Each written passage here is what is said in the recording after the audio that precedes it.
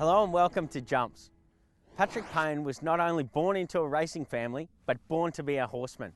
Jockey at 14, Group 1 glory followed, and when he turned to training, it was a natural progression of a man born to succeed in the racing industry.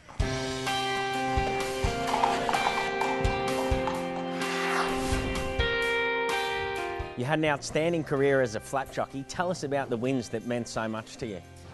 Probably winning on Northerly in the Cox Plate. Like, you were a young kid watching this race growing up, and you thought this race was too far out of your grasp to ever win it. And then to finally win it was like, at the time, it was probably more relief to get the job done. But now it's more like, you really appreciate it looking back now. Northerly's going to do it back to back. Northerly takes the Cox Plate a length on the line to fire. What a great horse! It was actually a lot easier than what I thought it would be. When did your love for jumps racing start?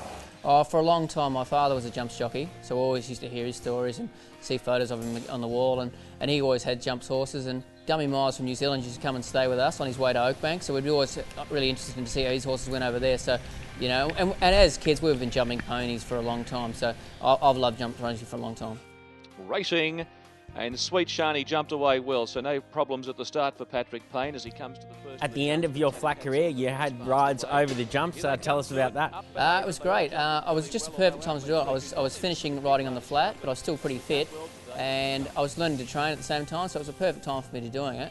And I got a little bit complacent riding on the flat, and I have to say, like, if I had a jumps ride coming up, I'd be looking forward to it 10 days before the race. Lee's hands and heels. He hasn't gone for the persuader. Now he gives her a dig with the whip, and she's home. Great effort by Patrick Payne.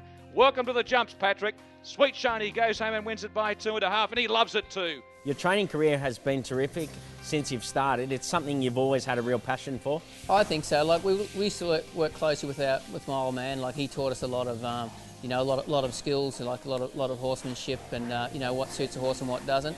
But then I was lucky enough to work with trainers like Tommy Hughes, Guy Walter, spent a bit of time with Bart Cummings. Terry O'Sullivan was really helpful to me too. Patrick, how do you find training jumpers as opposed to your flat horses? It's very different, but the same principle. Like, I think horses need a foundation before their first race, that then they can have a long campaign.